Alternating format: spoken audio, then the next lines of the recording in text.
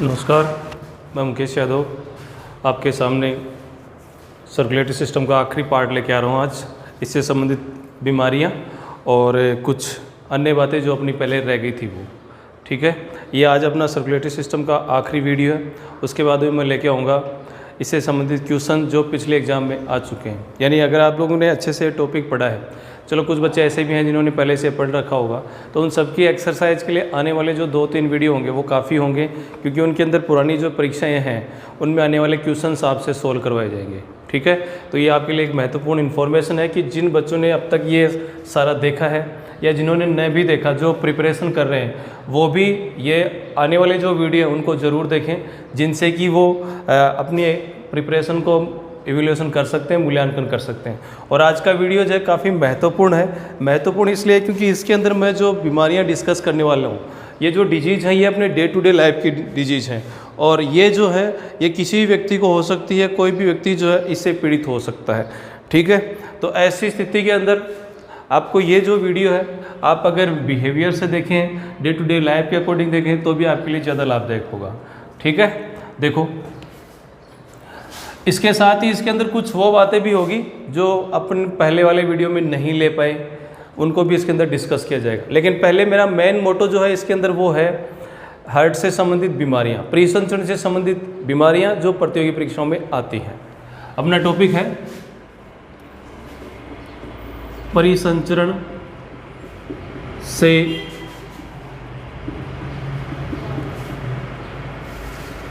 संबंधित रोग। परिसंचरण से संबंधित बीमारियां कौन कौन सी हैं, ये अपना टॉपिक है। देखो, इसके अंदर पहली बीमारी जो है वो है एनीमिया। एनीमिया एनीमिया क्या होता है ये अपन ने पहले भी डिस्कस कर लिया था। बीमारियां पढ़ रहे हैं इसलिए इसको एक बार दोबारा रिवाइज कर लेते हैं। साधारण सी बात है, एनीमिया का मतलब होता है हीमोग्लोबिन की कमी। हीमोग्लोबिन की कमी जो है वो क्या कहलाती है? एनीमिया कहलाती है। ये अपन ने पहले डिस्कस कर लिया था। पूछा जाता है अक्सर कि एनीमिया किससे संबंधित बीमारी है, तो एनीमिया किससे संबंधित रोग है? ये रक्त के अंदर आरबीसी की कमी से संबंधित बीमारी है, या इसी को ये कहा जा सकता है ये हीमोग्लोबिन की कमी से संबंधित बीमारी है। ये क्यों होता है? जब भी किसी व्यक्ति के भोजन के अंदर आयरन की कमी हो, अगर भोजन में आयरन की कमी हो, तो ऐसी स्थिति के अंदर जो है वो क्या होता है? ऐसी स्थिति के अंदर आरबीसी के अंदर पर्याप्त मात्रा में हीमोग्लोबिन नहीं बन पाता, और आरबीसी जो है वो पर्याप्त मात्रा में ऑक्सीजन का परिवहन नहीं कर पाती। वह स्थिति क्या कहलाती है? एनीमिया कहलाती है। हालांकि एनीमिया के कई प्रकार होते हैं, उन प्रकारों के अंदर कुछ एनीमिया महत्वपूर्ण भी हैं जो मैं पहले डिस्कस कर चुका हूं। जैसे विटामिन की कमी के अंदर मैंने बताया था 2 प्रकार के एनीमिया, एक पर्नीशियस एनीमिया और एक मेगालोब्लास्टिक एनीमिया बताया था, ठीक है। जिसके अंदर क्या होता है, उसके अंदर जो आरबीसी है, आरबीसी का आकार जो है वो सामान्य आरबीसी के समान नहीं रह पाता, जिससे उसमें हीमोग्लोबिन की मात्रा जो है वो सामान्य आरबीसी की तरह समाहित नहीं हो पाती, जिसको अपन एनीमिया की श्रेणी में ही रखते हैं। ऐसा ही एक एनीमिया मैंने उसमें आपके साथ डिस्कस किया था, सिकल सेल एनीमिया, जिसमें आरबीसी हंसियाकार हो जाती है, ठीक है। तो वो स्थिति भी आप लोगों के सामने थी कि आरबीसी की आकृति से ही वो एनीमिया हो रहा था। आपको यहाँ जनरल जो समझना वो ये समझना है एनीमिया रोग किससे संबंधित है, तो एनीमिया संबंधित है परिसंचरण तंत्र से। ये क्यों होता है? आरबीसी की संख्या में कमी से होता है, हीमोग्लोबिन की मात्रा के कम होने से होता है, ठीक है। समझ गए चीज़? ये मैं पहले डिस्कस कर चुका हूँ, ज़्यादा मात्रा में ज़्यादा आपको बता दिया, इसलिए यहाँ पर इसको ज़्यादा डिस्कस नहीं कर रहा हूँ। अब नंबर 2 बीमारी, नंबर 2 है अति तनाव। अति तनाव जिसको हाइपरटेंशन कहते हैं। वर्तमान समय में लगभग सभी व्यक्ति जो हैं इस बीमारी से ग्रसित होते हैं, अति तनाव की बीमारी से। इस बीमारी को साइलेंट किलर भी कहते हैं। इस बीमारी को साइलेंट किलर कहते हैं, छुपा हुआ मारने वाला भी इसको कहा जाता है। क्या होता है? हाइपरटेंशन। अति तनाव से मतलब ये है कि मनुष्य का जो सामान्य रक्तदाब है, हमें पता है अच्छे से कि सिस्टोलिक और डायस्टोलिक जो प्रेशर है कितना होता है। इसकी वैल्यू सभी बच्चों को पता है 120/80 mmHg होती है। ठीक है, अगर इन दोनों वैल्यू के अंदर, अगर ये जो रक्त दाब का मान है, इन दोनों के अंदर अगर बढ़ोतरी होती है, यानी 120 से बढ़कर के ज़्यादा हो जाए, 80 से बढ़कर के ज़्यादा हो जाए, तो वह स्थिति हाइपरटेंशन या अति तनाव कहलाती है। कितना हो जाए, देखो अगर रक्त का दाब 140 और 95 mmHg से ज़्यादा हो जाता है तो वह स्थिति अति तनाव की स्थिति कहलाती है। इससे कम की जो स्थिति है, यानी 120 से 130 135 तक सामान्य मान लिया जाता है, क्योंकि जैसे जैसे आयु बढ़ती जाती है वैसे वैसे ये रक्तदाब में इतना परिवर्तन हो सकता है। 80 से 90 तक आ सकता है, 85 आ सकता है, वो बड़ी समस्या नहीं है। कुछ किताबों में आपको यहाँ पर 90 लिखा हुआ भी मिल जाएगा, ठीक है, लेकिन ये आयु से भी प्रभावित होता है और दूसरी चीज़ों से भी प्रभावित होता है, वो मैं भी आपको बता रहा हूँ। तो पहली चीज़ अपने को जो पता करनी है, जानकारी होनी चाहिए, वो ये अति तनाव किसे कहते हैं। तो अति तनाव का मतलब है जो रक्त वाहिनियाँ हैं, उन रक्त वाहिनियों के अंदर रक्त दाब का बढ़ना अति तनाव कहलाता है।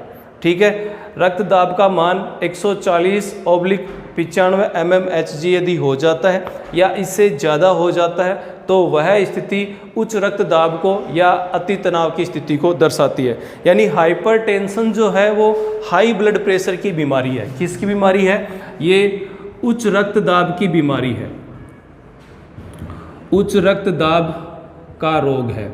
आप लोगों को ये भी पता होना चाहिए कि लो बीपी भी होता है, निम्न रक्तदाब भी होता है। वो कब होता है? जब रक्तदाब का मान इनसे कम हो जाए, 120 से 110 हो जाए या 110 से और नीचे चला जाए, 80 से 70 चला जाए, 70 से और नीचे चला जाए, तो वह स्थिति क्या कहलाती है? वह निम्न रक्तदाब की स्थिति कहलाती है।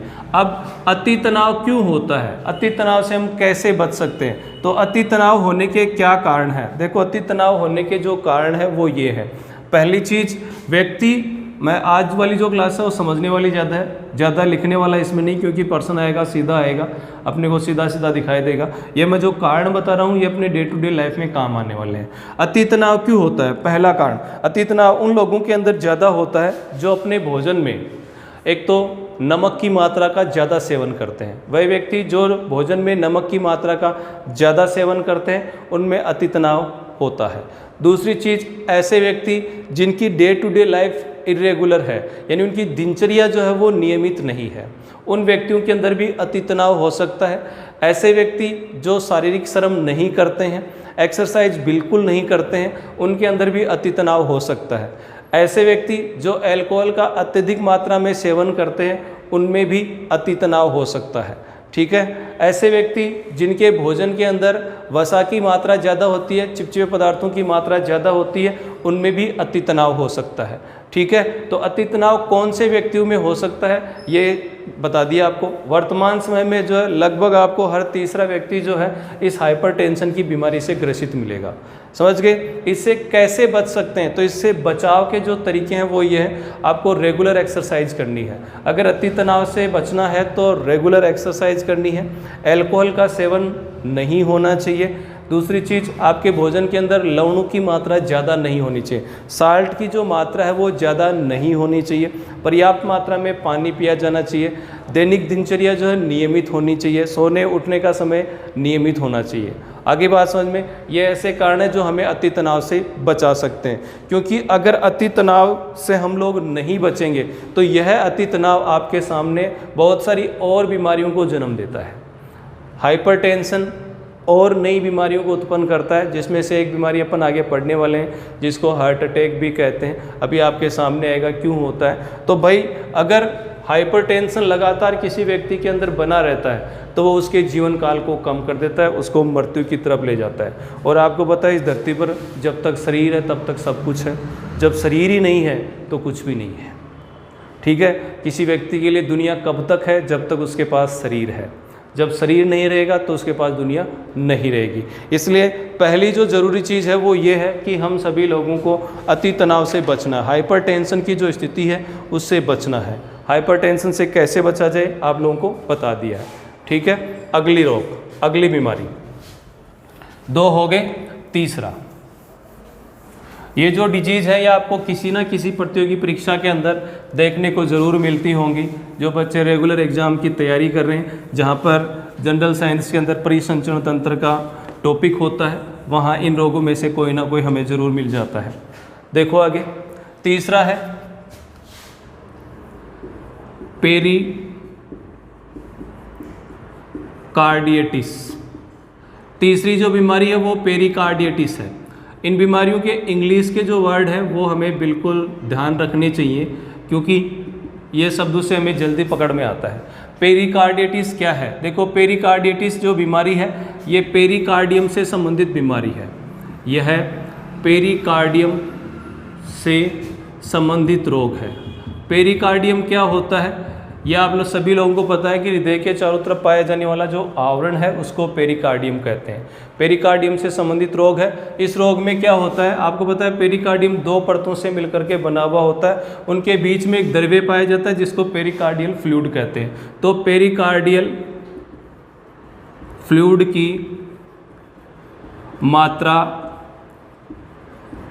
का बढ़ जाना क्या कहलाता है? पेरिकार्डियटिस कहलाता है। यानी पेरिकार्डियटिस एक ऐसी बीमारी है जिसमें पेरिकार्डियम में पाया जाने वाला द्रव्य जो है वो बढ़ जाता है। ठीक है, ये द्रव्य बढ़ जाने के कारण हार्ट का साइज जो है बढ़ा हुआ दिखाई देता है। हार्ट को पंपिंग करने में दिक्कत होती है, हार्ट में संक्रमण उत्पन्न हो जाता है। ठीक है, वह बीमारी क्या कहलाती है? पेरिकार्डियटिस कहलाती है। ठीक है, तो पेरिकार्डियटिस किससे संबंधित रोग है? समझ में आ गया होगा आप लोगों को। पेरिकार्डियटिस जो है वो पेरिकार्डियम से संबंधित बीमारी है। ठीक है, अब देखो आगे,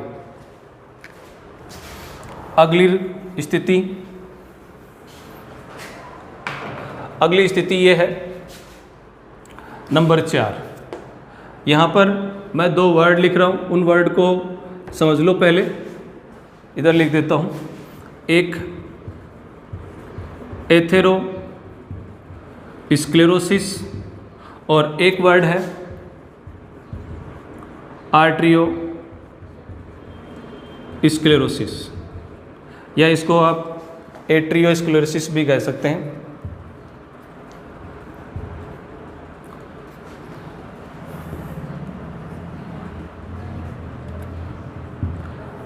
ये आर्टरियोस्क्लेरोसिस भी आपको लिखा हुआ मिलेगा।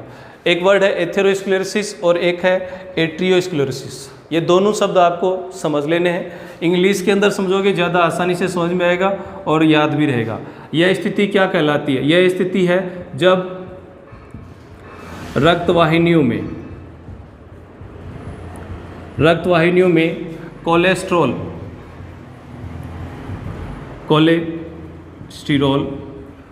कोलेस्ट्रॉल का जमाव हो जाता है। जब रक्तवाहिनियों के अंदर कोलेस्ट्रॉल का जमाव हो जाता है, रक्तवाहिनियों का व्यास जो है, स्पेशली आर्टरी का जो व्यास है वो कम हो जाता है, वह स्थिति एथेरोस्क्लेरोसिस कहलाती है। दोबारा बता रहा हूँ, एथेरोस्क्लेरोसिस वह स्थिति है जिसमें आर्टरियों की अंदर जो व्यास है, यानी जो धमनियों का व्यास क्या हो जाता है? कोलेस्ट्रॉल के जमा होने के कारण कम हो जाता है, या धमनियां जो है वो क्या हो जाती हैं? अवरुद्ध हो जाती हैं। उस स्थिति को हम क्या कहते हैं? एथेरोस्क्लेरोसिस कहते हैं। दूसरी चीज़, एट्रियोस्क्लेरोसिस जो बीमारी है वो क्या होती है? इसमें धमनियों की भित्ति की लचीलापन, जिसको प्रत्यास्थता कहते हैं, धमनियों की भित्ति का लचीलापन कम हो जाता है। क्यों होता है? लवणों के जमाव के कारण। लवण, साल्ट जो है, कैल्शियम जो है, इनके जमाव के कारण जो धमनियां हैं उनकी दीवारों की जो प्रत्यास्थता है वो क्या हो जाती है? कम हो जाती है। वैसे प्रत्यास्थता जो है सिराओं की तुलना में कम होती है, लेकिन जितनी भी होती है वो धीरे धीरे क्या हो जाती है? कम होती जाती है, जिससे ब्लड प्रेशर जो है क्या हो जाता है? बढ़ता जाता है। ठीक है, तो ये दो शब्द मैंने क्यों लिखे हैं? क्योंकि ये दोनों शब्द जो हैं आपको अभी इधर काम में आएंगे। ठीक है, मैं डिजीज़ लिख रहा हूँ जिसका नाम है हार्ट अटैक। ठीक है, और भी नाम है इसको मायोकार्डियल इन्फ्रेक्शन। ये जो शब्द है इन्हीं शब्दों से अपने को इसको याद करना है। याद हो जाता है, ऐसी कोई बड़ी समस्या नहीं है। ठीक है, ये क्या होता है, कब होता है, एक सामान्य सा शब्द है जिसको हम लोग बहुत सुनते हैं। ठीक है, इस स्थिति में क्या होता है, देखो आप लोगों को बताया हुआ है कि जो हार्ट की जो मसल्स हैं जिनको हम हृदयी पेशियाँ कहते हैं, हृदयी पेशियों को रक्त की आपूर्ति, हृदयी पेशियों को रक्त की आपूर्ति करने वाली कोरोनरी धमनी, कौन सी, कोरोनरी धमनी, जो कार्डियक मसल्स हैं हार्ट की उनको ब्लड सप्लाई कौन करता है, कोरोनरी आर्टरी करती है। वो जो कोरोनरी आर्टरी है, अगर उस आर्टरी के भीतर कोलेस्ट्रॉल का जमाव हो जाता है यानी एथेरोस्क्लेरोसिस हो जाता है, तो ऐसी स्थिति में जो कार्डियक मसल्स हैं उन कार्डियक मसल्स को पर्याप्त मात्रा में रक्त नहीं मिल पाता, उनको काम करने के लिए पर्याप्त मात्रा में क्या नहीं मिल पाती, ऑक्सीजन नहीं मिल पाती है। उस स्थिति को हम क्या कहते हैं, हार्ट अटैक कहते हैं। ठीक है, यानी हृदय पेशियों को रक्त आपूर्ति करने वाली, यहाँ आप कंफ्यूज न हो, यह मैंने बता दिया पहले ही, ये अलग है। कोरोनरी धमनी में कोलेस्टेरॉल के जमाव के कारण इनमें से रक्त आपूर्ति कम हो जाती है। ठीक है, और ये रक्त आपूर्ति कम होने के कारण ही क्या होता है, ये रक्त आपूर्ति कम होने के कारण बता दिया, जो हृदय पेशियाँ उनको ब्लड कम मिलेगा, ऑक्सीजन कम मिल पाएगी, तो ऐसी स्थिति में हम सीधा सीधा कह सकते हैं जो हार्ट की मसल्स है वो काम करना क्या कर देगी, बंद कर देगी। और आप उसके बाद में जानते हैं हार्ट की मसल्स काम करना बंद कर देंगी तो ब्लड जो है वो आगे जो सप्लाई नहीं होगा बॉडी के अंदर ब्लड सप्लाई नहीं होगा तो व्यक्ति क्या हो जाएगी, डिजीज हो जाएगी। ठीक है, बात समझ में आ गई ये चीज़। हार्ट अटैक क्या होता है, इसको हम दो स्थिति है, एक हार्ट अटैक होता है, एक कार्डियक अरेस्ट होता है। मैं कार्डियक अरेस्ट भी बताऊंगा अभी, दोनों में अंतर क्या है अभी आपको समझ में आ जाएगा। ठीक है, लेकिन हार्ट अटैक क्या होता है समझ गए होंगे आप लोग, एक बार दोबारा बता रहा हूँ। हार्ट अटैक का मतलब होता है जो हृदय को रक्त आपूर्ति करने वाली कोरोनरी धमनी जो है उसमें कोलेस्ट्रॉल के जमा होने से हृदय पेशियों को पर्याप्त मात्रा में रक्त नहीं मिल पाता है, जिसके कारण हृदय पेशियों की कार्य क्षमता कम हो जाती है और शरीर में रक्त की आपूर्ति बंद हो जाती है या कम हो पाती है। उसी स्थिति को हम क्या कहते हैं, हार्ट अटैक कहते हैं। ठीक है, ये जो हृदय पेशियाँ हैं, इन हृदय पेशियों को ऑक्सीजन कम मिलेगा तो ये काम करना बंद कर देंगे, जिससे हार्ट की पंपिंग क्या हो जाएगी, बंद हो जाएगी। ठीक है, यहाँ अच्छे से समझ लेना, यहाँ पंपिंग बंद क्यों हो रही है, क्योंकि कार्डियक मसल्स को जो है वो क्या होगा, कार्डियक मसल्स को ऑक्सीजन की आपूर्ति कम हो पा रही है। ठीक है, कम क्यों हो रही है, इस ध्वनि के बंद होने के कारण। ठीक है, समझ गए चीज़। कभी कभी ऐसा होता है कि जो कोरोनरी धमनी होती है इसके अंदर थक्का भी बन जाता है, क्लोट भी बन जाता है। ठीक है, तो उस क्लोट को पिघलाने के लिए एंजाइम्स काम में लिए जाते हैं, या आप स्ट्रेप्टोकाइनेज का नाम सुना होगा आप लोगों ने, स्ट्रेप्टोकाइनेज। इस स्ट्रेप्टोकाइनेज एंजाइम का उपयोग किया जाता है उस थक्के को पिघलाने के लिए, या फिर ये टीपीए इसका उपयोग किया जाता है उस थक्के को पिघलाने के लिए। आप लोगों ने सुना होगा कि जो हार्ट अटैक की स्थिति है उसका समाधान करने के लिए जो है बाईपास सर्जरी कर रहे हैं, तो उसमें जो तार यूज करते हैं उसके आगे वाले भाग पर जो है एक एंजाइम होता है। वह एंजाइम जो है ये कोलेस्ट्रॉल जमा वाला भाग हो चाहे थक्का जमे वाला भाग हो, उसको पिघलाने का काम करता है। आगे बात समझ में, उम्मीद करता हूँ हार्ट अटैक शब्द क्लियर हो गया आपको किसे कहते हैं। इसी हार्ट अटैक का दूसरा नाम है मायोकार्डियल इन्फ्रेक्शन, और इसी का एक नाम और है वो भी लिख देता हूँ इधर, इसी को इस नाम से भी जाना जाता है। ये नाम भी है CAD। ये CAD बहुत पूछा जाता है, CAD किससे संबंधित रोग है, तो CAD का पूरा नाम है coronary artery disease. Coronary artery disease, ये कोरोनरी आर्टरी डिजीज यही है। यानी कोरोनरी आर्टरी क्या है? कोरोनरी आर्टरी हृदय को ब्लड सप्लाई करने वाली आर्टरी है। इससे संबंधित रोग यही है, यही कोलेस्ट्रॉल का जमाव है। आगे बात समझ में। आपको ऐसा भी लिखा हुआ मिलेगा कि CAD जो है वो एथेरोस्क्लेरोसिस के कारण होता है। बता दिया मैंने आपको, एथेरोस्क्लेरोसिस का मतलब क्या है? कोलेस्ट्रॉल का जमाव है। ठीक है, समझ गए होंगे चीज़, यानी CAD और हार्ट अटैक। क्लियर। उसके बाद में देखो यहीं पर मैं आपको इसी से मिलता जुलता वर्ड जो है वो भी क्लियर कर देता हूँ, जिसको कार्डियक अरेस्ट कहते हैं। बहुत बार जो है हम लोग ये शब्द सुनते हैं कि कार्डियक अरेस्ट के कारण जो है उनकी डेथ हो गई। ये कार्डियक अरेस्ट क्या होता है भाई? एक तो हार्ट अटैक होता है, एक कार्डियक अरेस्ट होता है। क्या दोनों सेम होते हैं? क्या दोनों में कोई अंतर होता है? बताओ, देखिए सोचो आप लोग, आपके पास कोई आंसर है कि दोनों में डिफरेंस क्या है? क्या दोनों सेम है या कोई डिफरेंस है? तो देखो, कार्डियक अरेस्ट का मतलब ये है, हमारी जो हार्ट के अंदर जो मसल्स हैं, कार्डियक मसल्स होती हैं, ठीक है, इसका सीधा सीधा सा अगर मैं आपको अर्थ बताऊं तो ये होता है, हार्ट पंपिंग करना बंद कर देता है। हार्ट का संकुचन और शिथिलन क्या हो जाता है? बंद हो जाता है। ठीक है। कार्डियक अरेस्ट का मतलब है हार्ट के अंदर होने वाली जो गतिविधियां हैं, संकुचन और शिथिलन, सीधा सीधा आप ये कहो कि हार्ट की जो बीटिंग है वो बंद हो जाती है। अगर एक लाइन में कहूँ तो ये कह सकता हूँ, stop of beating of heart, हृदय की धड़कन का रुकना कार्डियक अरेस्ट कहलाता है। अब ये हृदय की धड़कन क्यों रुकती है? देखो भाई, इसका एक कारण ये भी है, आप लोगों को पेस मेकर बताया था मैंने, पेस मेकर पढ़ा था ना अपन ने कि पेस मेकर से आवेग उत्पन्न करता है, जो हृदय की जो मांसपेशियां उनके अंदर संकुचन और शिथिलन उत्पन्न करता है। किसी कारणवश यदि पेस मेकर काम करना बंद कर दे, यानी हृदय पेशियों को संकुचन और शिथिलन के लिए जो आदेश देने वाला है, जो संकुचन और शिथिलन को नियंत्रण करने वाला है, वही काम करना बंद कर दे, या वह नष्ट हो जाए, या उसमें कोई विकार आ जाए, तो हृदय के अंदर भी काम करना क्या हो जाएगा? बंद हो जाएगा। उस स्थिति को हम क्या कहते हैं? कार्डियक अरेस्ट कहते हैं। भाई, कार्डियक अरेस्ट और हार्ट अटैक में डिफरेंस समझ गए होंगे। हार्ट अटैक का मतलब है कोरोनरी आर्टरी के अंदर कोलेस्ट्रॉल का जमा होने से हृदय पेशियों को रक्त की आपूर्ति का कम होना। कार्डियक अरेस्ट का मतलब है हृदय के अंदर संकुचन और शिथिलन का बंद होना, हृदय की धड़कन का बंद होना। वो क्यों होता है? पेसमेकर के इनएक्टिव होने से ज़्यादातर होता है।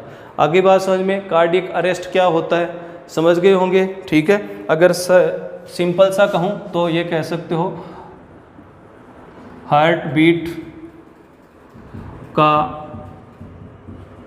बंद होना, हार्ट बीट का बंद होना क्या कहलाता है? कार्डियक अरेस्ट कहलाता है। ठीक है। एक ऐसा ही और डिजीज है, सर्कुलेटरी सिस्टम से संबंधित थी, उसको हम कहते हैं heart failure. Heart failure, heart के सप्लीमेंट्री नहीं आती है, फेल ही होता है, बस ध्यान रखना इस चीज़ का, बहुत काम की चीज़ है ये। हमारा हार्ट ही एक ऐसा है जो मौत से आखिरी पल तक लड़ता है। शरीर के सारे अंग सरेंडर कर देते हैं मौत के आगे कि बस अब काम नहीं होगा, लेकिन हार्ट ताकत बनाए रखता है, कहता है नहीं मानूंगा हार, नहीं मरूंगा, आखिर तक लड़ता रहता है। जब शरीर के सारे अंग काम करना बंद कर देते हैं, तब जा कर के ये भी काम करना बंद करता है। ठीक है। तो हार्ट फेल क्या होता है? हार्ट फेलियर क्या है?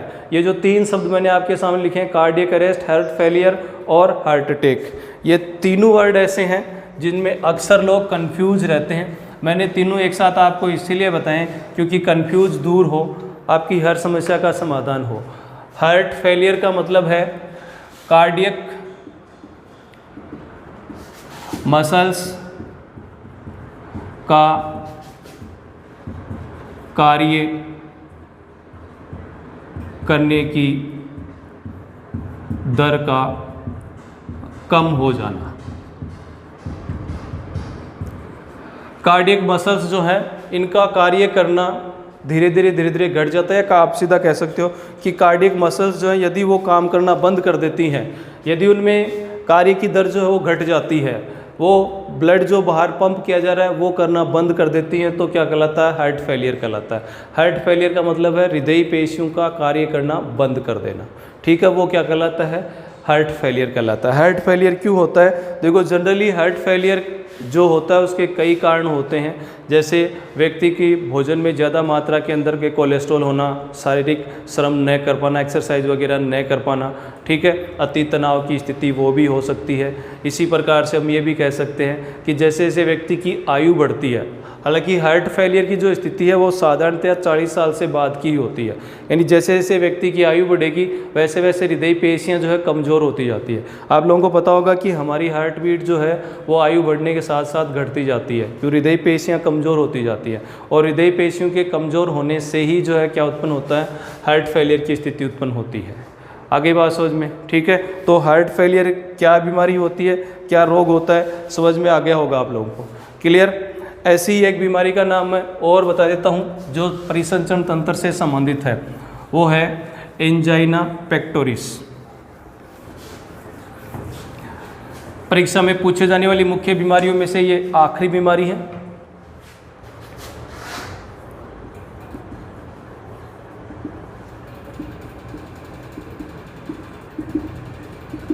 एंजाइना पेक्टोरिस, ये आपको एंजाइना के नाम से ही मिलती है। एंजाइना पेक्टोरिस क्या है, यह एक ऐसा रोग है जिसके अंदर हृदय की जो पेशियां हैं उनको रक्त आपूर्ति कम हो जाती है।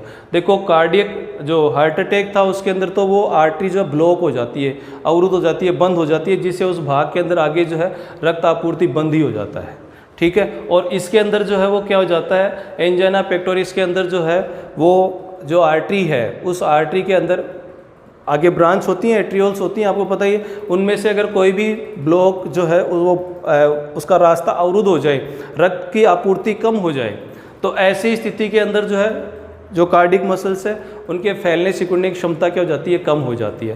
तो जब भी किसी व्यक्ति को अगर पर्याप्त मात्रा में रक्त की आपूर्ति नहीं हो पा रही है, कंडीशन आपके सामने, कंफ्यूज बिल्कुल भी नहीं होना है। हार्ट अटैक के अंदर तो क्या है, ब्लॉक हो गई है वो आर्टरी, पर्टिकुलर आर्टरी, ठीक है, स्पेशली कोरोनरी आर्टरी, वही ब्लॉक होती है। दूसरी चीज़ इसमें क्या है कि इसमें जो आर्टरी है भाई, बहुत सारी आर्टरी जो है उसके आगे ब्रांचेज भी हैं जिनको अपन एट्रियोल्स भी कह रहे हैं। तो ये जो एट्रियोल्स हैं अगर इनमें से कोई एक ब्लॉक हो गई तो एक पर्टिकुलर पार्ट में, पूर्णतः ब्लॉक नहीं है, बता देता हूँ, हल्की ब्लॉक हुई है, हल्की ब्लॉक होने से क्या है, रक्त आपूर्ति नहीं हो पाता। ऐसी स्थिति में हमें सीने में दर्द होता है, जकड़न महसूस होती है, ऐसा लगता है किसी ने चेस्ट को दबा रखा है, छाती जो एकदम भारी भारी महसूस होती है, और दर्द जो हो रहा है वो भी गहरा दर्द होता है, और सांस लेने में भी क्या होती है, दिक्कत होती है। वह स्थिति क्या कहलाती है, एंजाइना पेक्टोरिस कहलाती है। तो यह बीमारी क्या है, इस बीमारी का सीधा सा अर्थ यही है कि जब हृदय से संबंधित जो धमनियाँ हैं उनमें जो पतले आकार की जो आर्टरी है, अगर उनमें से किसी के अंदर रक्त की आपूर्ति कम होने लग जाए तो ऐसी स्थिति में हृदय के किसी विशेष भाग के अंदर रक्त आपूर्ति कम होने लग जाती है, जिससे उस भाग के अंदर दर्द महसूस होता है, उसकी कार्य क्षमता थोड़ी स्लो हो जाती है। उसको हम क्या कहते हैं, एंजाइना पेक्टोरिस कहते हैं। आगे बात समझ में, तो ये थी हार्ट से संबंधित बीमारियां, परिसंचरण तंत्र से संबंधित बीमारियां जो अपने सिलेबस में अक्सर होती हैं, पूछी जाती हैं, ठीक है। इसके अलावा कुछ और शब्द जो परिसंचरण से संबंधित हैं अपन लोगों ने अब तक डिस्कस नहीं किए हैं, वो भी मैं लास्ट में आपको बता देता हूँ क्या क्या है वो।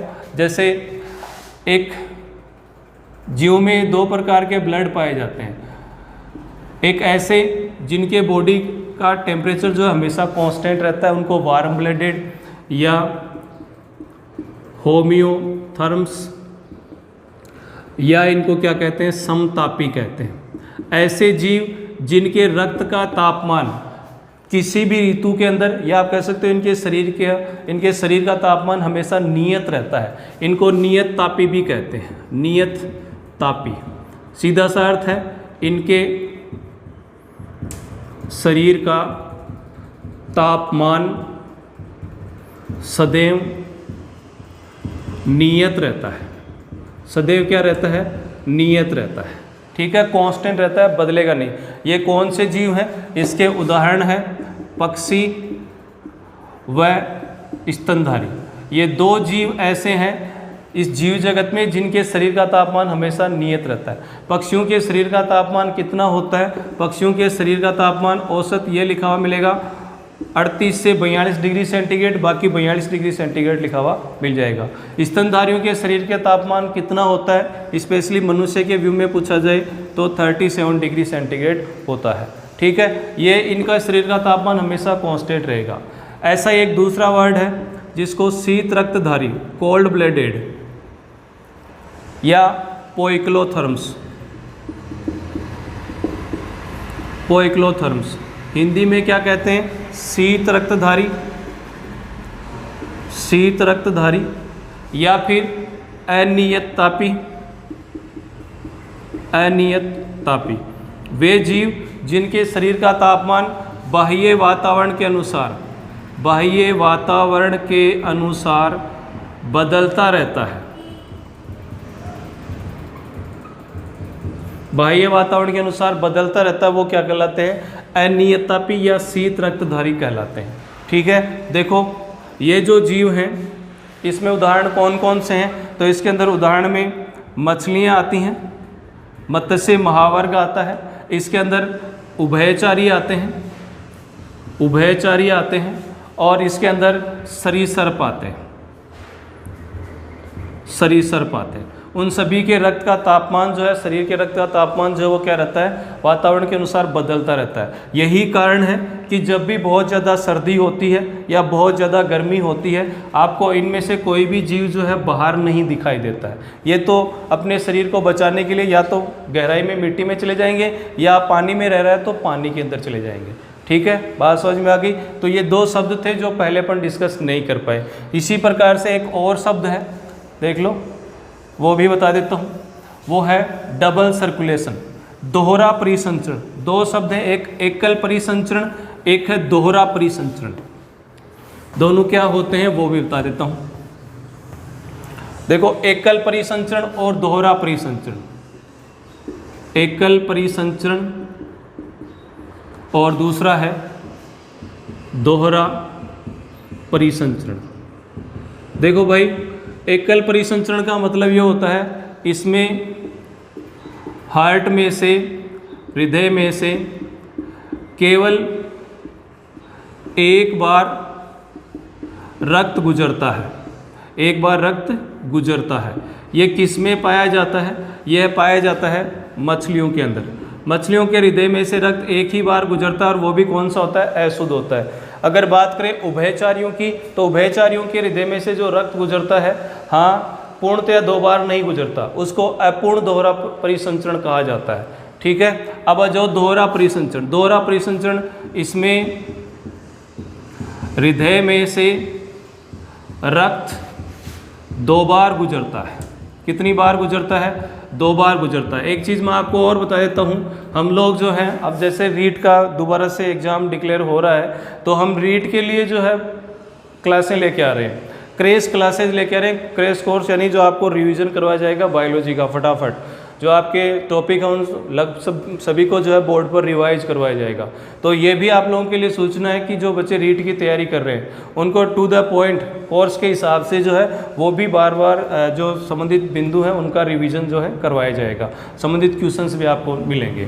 तो जो बच्चे रीट की तैयारी कर रहे हैं वो चैनल को सब्सक्राइब कर लें, जैसे कि ये वीडियो अपलोड होते हैं, ये वीडियो जो आते हैं आपको तुरंत जानकारियाँ जो है मिलती रहेंगी।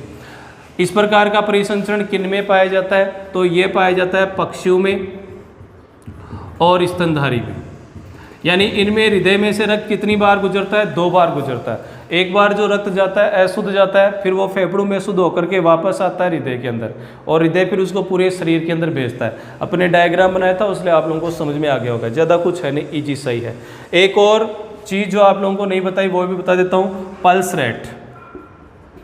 पल्स रेट या नाड़ी दर, नाड़ी दर, पल्स रेट या नाड़ी दर क्या होती है? पल्स रेट या नाड़ी दर से मतलब ये होता है कि जब रक्त जो है हृदय के द्वारा पंप किया जाता है, तो ये जब पंप होगा तो ये हमारी जो धमनियाँ होती हैं, पतली पतली जो आर्टरीज होती हैं, ठीक है, ऐसे स्थान जहाँ पर कि जो हड्डियाँ हैं, बोन्स जो हैं वो नहीं हैं, समझ गए? उस स्थिति के अंदर जो है ये जो धमनियाँ हैं, इन धमनियों के अंदर जब भी हार्ट के अंदर कॉन्ट्रैक्शन होगा तो रक्त को एक धक्का लगेगा, ठीक है, धक्का लगेगा तो ये जो पतली धमनियाँ होती हैं उनमें क्या होता है? पंपिंग होती है, यानी वो हिलती हैं और उनको हम महसूस करते हैं। वही क्या कहलाती है? नाड़ी दर कहलाती है। यानी नाड़ी दर जो होती है वो हृदय की धड़कन के बराबर होती है। जैसे ही हार्ट पंप किया, जो पतले आकार की धमनियाँ हैं उनमें क्या होता है? वो ब्लड का धक्का लगता है जिससे वो हिलती है। सेम वैसे ही है, जैसे पाइप में से पानी बहता है ना, तो पाइप लास्ट में से मूव करती है, सेम वैसा ही है।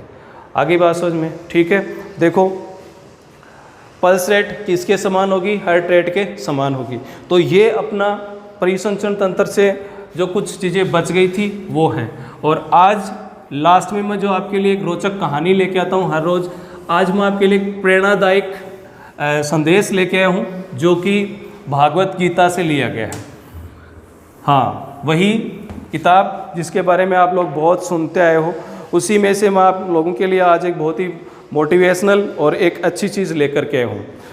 भागवत गीता जो है एक ऐसी किताब है जिसमें मनुष्य के जीवन में होने वाली प्रत्येक घटनाओं के बारे में, हर प्रकार के दुख के बारे में, उसके निवारण के बारे में बहुत अच्छे से समझाया गया है। हर समस्या का निवारण बहुत आसानी से किया गया है।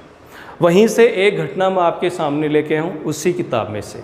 वो घटना क्या है? वो घटना ये है, भगवान श्री कृष्ण से अर्जुन पूछते हैं कि हे प्रभु, इस धरती पर ऐसे लोग जो अच्छे कर्म करते हैं वो हमेशा दुखी क्यों रहते हैं? उनके साथ बुरा क्यों होता है? आपने भी डे टू डे लाइफ में बहुत देखा होगा कि बहुत सारे लोग ऐसे जो अपने बहुत सज्जन लगते हैं, लेकिन वास्तव में उनके साथ देखते हैं कि ये बहुत अच्छा नहीं हो रहा, आर्थिक स्थिति कमज़ोर हैं या और दूसरे प्रकार से विपदाओं में हैं। तो भगवान श्री कृष्ण अर्जुन से कहते हैं कि वत्स, ऐसा नहीं है, ये जो आप बोल रहे हो ऐसा कतई नहीं है। ये बात अलग है कि हमारे विचार जो हैं वो इस प्रकार के होते हैं कि हमें ऐसा महसूस होता है। तो श्री कृष्ण अर्जुन से बोलते हैं कि मैं आपको एक कहानी सुनाता हूँ, उस कहानी के माध्यम से आपको ये चीज़ समझ में आएगी। भगवान श्री कृष्ण अर्जुन से कहते हैं कि एक नगर के अंदर दो व्यक्ति थे। एक व्यक्ति बहुत शरीफ था, सीधा था, ईमानदार था, दोनों दुकानदार थे। एक व्यक्ति हर रोज़ मंदिर जाता था, दुकानदारी पूरी ईमानदारी के साथ करता था, पूरा वजन तोलता था, बेईमानी बिल्कुल भी नहीं करता था। हर रोज़ मंदिर जाता था, गरीबों को दान दक्षिणा देता था, सब कुछ करता था। दूसरा व्यक्ति जो था बेईमान था, बिल्कुल सही वजन भी नहीं तोलता था, मंदिर में जाता था तो भी मंदिर के बाहर चप्पल जूते अच्छे लगते थे उनको उठा करके ले आता था। यानी आप ये कह सकते हो कि बिल्कुल बेईमान किस्म का आदमी था।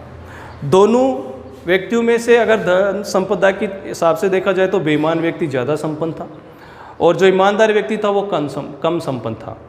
ऐसी स्थिति के अंदर वो जो ईमानदार व्यक्ति था, हालांकि उसके मन में कोई भाव नहीं थे, वो हमेशा मंदिर जाता था, सुबह शाम लोगों की सहायता करता, अपनी ज़िंदगी से खुश था।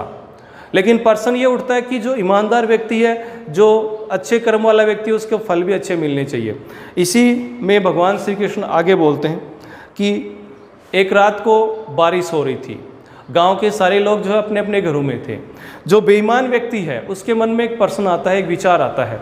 वो ये सोचता है कि आज अच्छा बढ़िया से बढ़िया टाइम है, मैं क्यों ना मंदिर में जा कर के और जो मंदिर के गहने हैं, जो धन है वो चोरी करके ले आता हूँ। और वो अपने घर से निकलता है और मंदिर में जा कर के जो पैसा होता है उसको चोरी करके ले आता है। वो जो ईमानदार व्यक्ति है, बाई चांस, बाई लक, वो 1 घंटे बाद में मंदिर जाता है। पुजारी जी उस समय अपने कमरे से बाहर आते हैं और देखते हैं कि मंदिर के आभूषण नहीं है, मंदिर का जो धन है वो नहीं है। पुजारी जी उसको पकड़ लेते हैं और उसको बहुत बुरा भला कहते हैं, हो हल्ला हो जाता है, पुजारी जी चोर चोर चिल्लाते हैं, आसपास के लोग आ जाते हैं। आप प्रकृति की विडंबना देखो, जिस व्यक्ति ने कुछ नहीं किया वो आखिरकार फंस जाता है, उसको चोर साबित कर दिया जाता है, उसको धिक्कार दिया जाता है। उस व्यक्ति वहाँ से मंदिर से दुखी होकर के बाहर आता है, मन ही मन सोच रहा होता है, सड़क पर चल रहा होता है, पीछे से एक गाड़ी आती है, उस व्यक्ति को टक्कर मार के चली जाती है, उसको कुछ चोटें आती है। वो व्यक्ति घर पे आता है, घर पे आकर के भगवान की जितनी भी तस्वीर होती हैं सबको बाहर फेंक देता है और चिल्लाता है कि आज तक तूने मुझे दिया ही क्या है, मैंने इतनी तेरी सेवा की, तूने अंत में मेरे को ये सारा ब्लेम दिया है, ये सारा अभिशाप दिया है। दुखी होकर के वो सब कुछ बाहर फेंक देता है। जो बेईमान आदमी है वो उसकी हरकतों को देख करके हंसता है और कहता है कि देख, तू कहता था ना भगवान की पूजा करो, ये सब क्या दिया तेरे को भगवान ने, मेरे पास देख सब कुछ है और जो आज मेरे को कितना धन मिला है, लेकिन तेरे को क्या मिला, अभिशाप मिला है। वो व्यक्ति बहुत दुखी हो जाता है। कई सालों बाद में आदमी की उम्र गुजरती जाती है, बूढ़े हो गए, दोनों की मृत्यु हो गई। जब भगवान के घर गए तो उनसे पूछा गया, आपने क्या किया, आपने क्या किया। तो उस स्थिति के अंदर दोनों ने अपने अपने कर्म बताए, वहाँ कर्मों के अनुसार उनको फल मिला। लेकिन भगवान श्री कृष्ण ने अर्जुन से कहा कि देख अर्जुन, इस कहानी के माध्यम से ये शिक्षा है कि जो व्यक्ति बेईमान था उसके भाग्य के अंदर कई गुना ज़्यादा धन संपदा लिखी थी, उसके हिसाब से उसको कई गुना ज़्यादा मिलना था, लेकिन उसने बेईमानी कर करके और उस धन संपदा का बहुत हिस्सा कम कर लिया। यानी जो उसको मिला उससे भी कई गुना लाखों उसको मिलना था, लेकिन वो नहीं मिला उसको, उसके कर्मों के कारण। दूसरा, जो व्यक्ति ईमानदार था, पूरी श्रद्धा रख रहा था, उस व्यक्ति को बहुत कम मिलने वाला था, लेकिन उसने अच्छे कर्म किए इसलिए उसको इतना ही मिला। अच्छे कर्म किए इसलिए वो जो कम मिलने वाला था उससे उसको कुछ बेहतर मिला। इसलिए दोस्तों, मेरा कहना आपको यह है कि आप कतई हताश न हो। अगर आप अच्छे कर्म करते हो तो भगवान आपको बहुत अच्छा देने वाला है। आपको हमेशा सकारात्मक सोच रखनी है कि मेरे कर्मों की वजह से ही मुझे इतना कुछ मिल रहा है। अगर मेरे कर्म बुरे होते तो ये इतना कर्म मेरे को अच्छा नहीं मिलता। और जो व्यक्ति आपको लग रहा है कि बुरा है और इसको बहुत ज़्यादा मिल रहा है, उसके साथ भी बुरा हो रहा है, उसको उससे कई गुना ज़्यादा मिलता, लेकिन उसके कर्मों की वजह से उसको आज जो मिलता उससे कम मिल रहा है। मैं अंत में आपसे यही कहना चाहूँगा कि हमारी आंखें जो है वो पूरी दुनिया को देखती हैं, लेकिन इन आँखों के अंदर जब एक छोटा सा तिनका भी गिर जाता है तो ये उसको नहीं देख पाती। हम लोगों को करना यही है, दूसरों के अंदर कमियां निकालने की बजाय अपने कर्मों को देखना है। कर्म करते जाओ, आपको फल अच्छा मिलेगा। अपनी प्रतियोगी परीक्षा को पूरी ईमानदारी के साथ तैयारी करते जाओ, अपने लक्ष्य के प्रति पूरी ईमानदारी से आप तैयारी करते जाओ। भगवान आपको 100% देगा, आप 100% सफल होगे। दुनिया की कोई ताकत आपको सफलता से नहीं रोक सकती। हो सकता है कि आप एक प्रतियोगी परीक्षा में असफल हो जाओ, लेकिन दूसरी में आप पूर्णतया सफल होगे। अपने इन्हीं विचारों के साथ मैं मुकेश कुमार आपसे आगे लेता हूं। आज के वीडियो में इतना ही। अगले वीडियो के अंदर मैं आपके लिए लेके आऊँगा परिसंचरण से संबंधित क्वेश्चन सीरीज, और उसके बाद में हम रीट स्पेशल जो क्लासेस शुरू करने वाले हैं, जनरल साइंस की भी हैं, जिनके अंदर रीट से संबंधित कोर्स को रिवाइज करवाया जाएगा और जो जनरल साइंस के क्वेश्चन है वो भी आएंगे। जय हिंद, जय भारत।